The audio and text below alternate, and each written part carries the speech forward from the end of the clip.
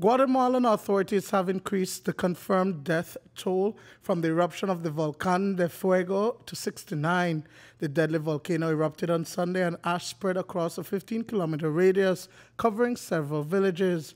Reports from Guatemala's disaster agency, the National Coordinator for Disaster Reductions, say that over 50 persons were injured.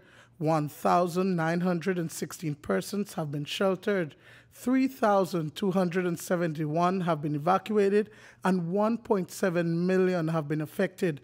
But as searches continue, the numbers change.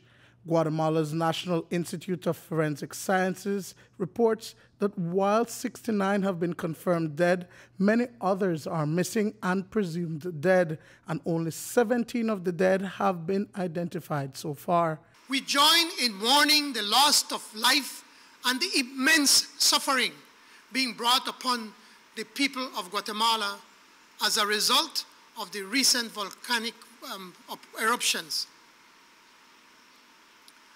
We call on the government and all Belizeans to offer whatever humanitarian assistance we can to our neighbor Guatemala, and will support efforts by the government to provide assistance through regional organizations. On Monday, in the wake of the eruption, Israel delivered food, blankets, and medicine through its embassy in Guatemala. Several humanitarian organizations are also responding. Human resources, personnel, and other forms of assistance are expected to help families in Chimaltenango, Zacatecpeques, Escuintla, Mixco, and other areas of Guatemala City that are affected. The Guatemalan Red Cross is, of course, out there responding, and several hundreds of their volunteers are on standby to be called upon. They have been working their ambulances. People have been reporting in great numbers into their hospital, the Red Cross hospital. And of course, the Red Cross is also assisting with the tracing of missing people through our Restoring Family Links program. So there's a great deal of work to be done, and while we are not there seeing the impact, we can see the pictures on the news, and that alone can tell you what the people are suffering. So in times like this, the Red Cross does step over the borders and help. Belize Red Cross has since launched a monetary appeal to help survivors of the volcano eruption, as wounded and traumatized survivors continue to be rushed to hospitals by the sister Red Cross organization in Guatemala. It's a dire time for the Red Cross family, says Executive Director Lily Bowman. That's a sister national society, and they are in trouble. They need our help.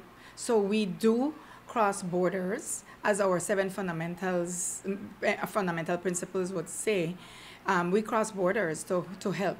Although we may, in this case, be crossing borders with financial assistance. So we have launched an appeal today to support the efforts of the Red Cross in the response to this terrible, terrible volcano eruption that has so far caused the death of at least 62 people, and so many, an undetermined number of people have been missing. Bowman says that they are responding to the call of many businesses and persons who have been asking of how they can help. Unfortunately, the Belize Red Cross cannot accept in-kind donations, that's clothing, food items. We don't have storage capacity for this. Also, it's very expensive to move from our offices to the Guatemalan Red Cross office.